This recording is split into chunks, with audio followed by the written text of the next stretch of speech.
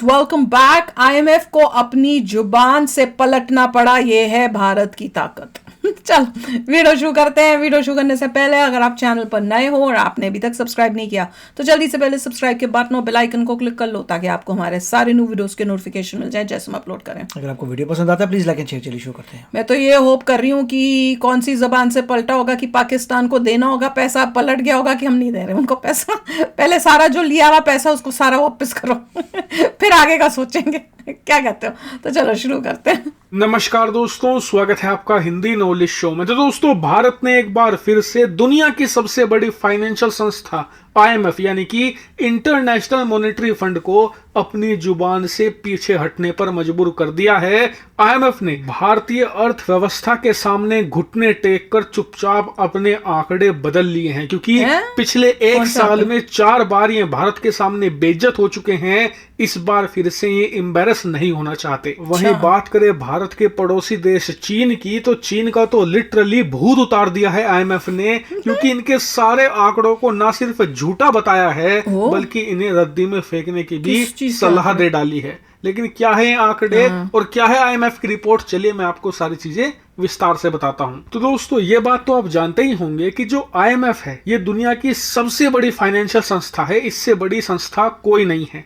और ये दुनिया की जितनी भी मेजर इकोनॉमीज हैं, जो बड़ी अर्थव्यवस्थाएं हैं, उनकी जीडीपी की प्रिडिक्शन करती है कि आने वाले समय में किस देश की अर्थव्यवस्था किस रफ्तार से आगे बढ़ेगी, वो कहां तक पहुंचेगी।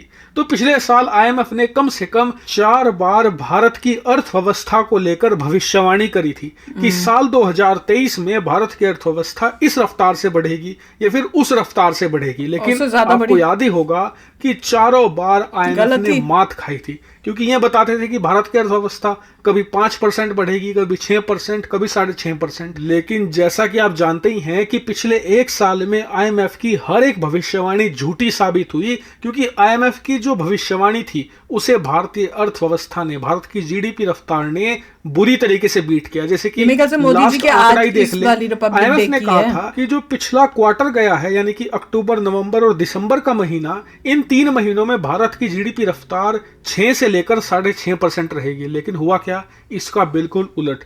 भारत की जीडीपी रफ्तार रही थी 7.6%, यानी कि बुरी तरीके से इन्हें हराया था। लेकिन उसके बाद आईएमएफ झुंझला गया और इन्होंने पिछले महीने ही ये कहा कि जो भारत का फाइनेंशियल ईयर 2024 चल रहा है, जिसकी शुरुआत हुई थी 1 अप्रैल 2023 से और ये खत्म होगा 31 मार्च 2024 को, तो जो लास्ट क्वार्टर है यानी कि जनवरी, फरवरी और मार्च का महीना, ये आखिरी क्वार्टर है फाइनेंशियल ईयर 2024 का। इनका कहना ये है कि जब 31 मार्च 2024 की तारीख आ जाएगी, फाइनेंशियल ईयर खत्म हो जाएगा, तो इस पूरे फाइनेंशियल ईयर में भारत की जीडीपी रफ्तार 6.3% रहेगी। ये पिछले महीने इन्होंने ऐलान किया था, लेकिन एक महीने में ही इन्हें अपनी जुबान से फिरना पड़ रहा है, क्योंकि आज ही लेटेस्ट आंकड़ा सामने आया है। स्क्रीन पर आप देखिए, इन्होंने कहा है कि जी नहीं, हमसे गलती हो गई थी, अब भारत की रफ्तार रहेगी 6.7%। और आपको बता दूं, आईएमएफ ने भले ही अपना आंकड़ा बदल लिया हो, लेकिन एक बार फिर से ये झूठे साबित होंगे।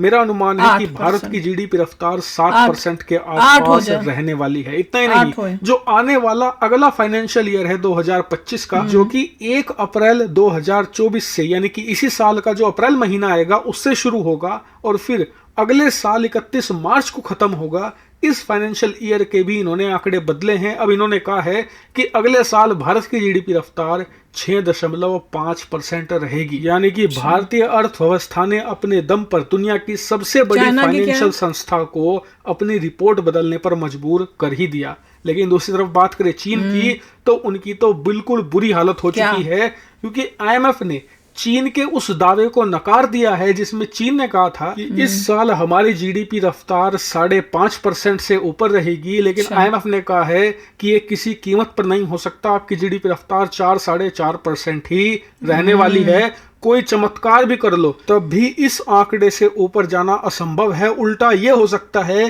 कि आपके जीडीपी नंबर कम रह जाए, क्योंकि आपके देश को अभी और अनस्टेबिलिटी फेस करनी पड़ सकती है। यानी कि जहां चीन की लंका लगा दी है, वहीं भारत को एक बड़ी खुशखबरी दी है इस IMF की रिपोर्ट ने। हालांकि इस पर आपका क्या मानना है कमेंट करके बताइएगा, और हाँ, ऐसी ही फाइनेंशियल न्यूज के लिए चैनल को सब्सक्राइब कर लेना। फिलहाल इस वीडियो में इतना ही। Thank you very much for watching. यार मैं तो ये सोच रही हूँ कि जितनी भी ग्रोथ रेट है इसकी चाइना की, हमारी उससे ज्यादा एटलीस्ट 3 गुना तो होनी चाहिए ताकि हम कैचअप जल्दी करें। तो अगर नहीं, आपको डबल डिजिट में जाना पड़ेगा, मतलब 10% से ऊपर।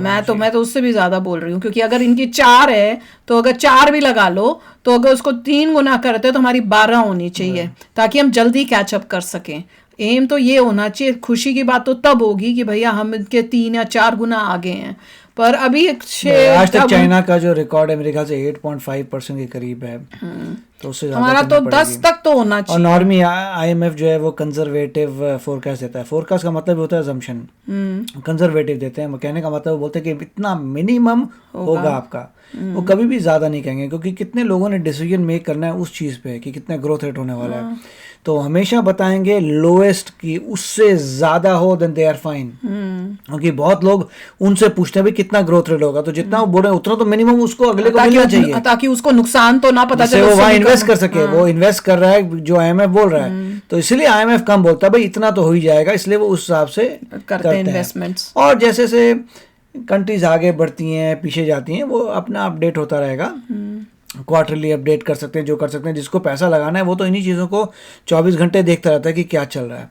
और ऐसा कई बार है, अभी इस साल का भी कह रहे हैं कि लास्ट ईयर बोला था रिसेशन हो जाएगा, सभी कंट्रीज डूब जाएंगी, USA डूब जाएगा, राइट? तो उतना नहीं हुआ, 2.5 to 3% ग्रोथ हुई है। और इस साल बोले सब अच्छा होगा, तो लोग बोले जो जहाँ बोलते हो तुम अच्छा होगा वहाँ पे सब उल्टा ही करोगे। जहाँ बोलते हो कि बुरा होगा वहाँ ठीक हो गया, अब यहाँ बोले सब अच्छा होगा तो अब सब बहुत कॉशियस हो गए हैं कि इन्होंने अच्छा बोला, इसका मतलब बेटा इस बार तो गए।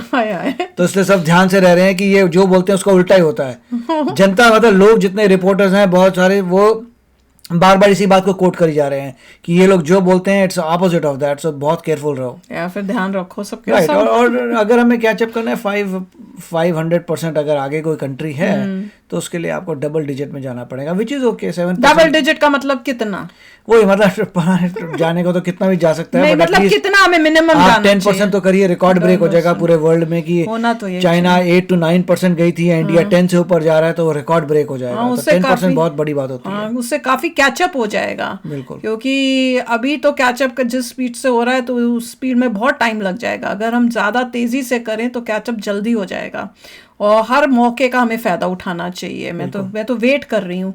मैं तो कह रही थी कि 4 गुना ज्यादा होना चाहिए, तो अगर उनका 4.5 भी बोल रहे हैं तो 5% का मतलब 20 तो पॉसिबल नहीं है। 10% तक जाएगा और धीरे धीरे कैचअप करना पड़ेगा। मगर 10% हो जाए वही बहुत बड़ी बात होती है। अभी जैसे उन्होंने 6.8 किया इंडिया का, 6.8 है, अगर वो 7.5 भी कर दे तो बहुत बड़ी बात है वो। चलो ठीक है, फिर तो मैं तो चाहती हूँ जल्दी जल्दी हमारा आगे बढ़े, मतलब IMF कर दे। हमारा एक्चुअली होना चाहिए 8% तो हमारा होना ही चाहिए। एटलीस्ट चाइना का रिकॉर्ड तो ब्रेक कर ही दे, 9-10% चले जाए। यार तो जल्दी है, कुछ करो यार, कुछ करो ताकि हमारा तेजी से बढ़े यार, जल्द कुछ करो।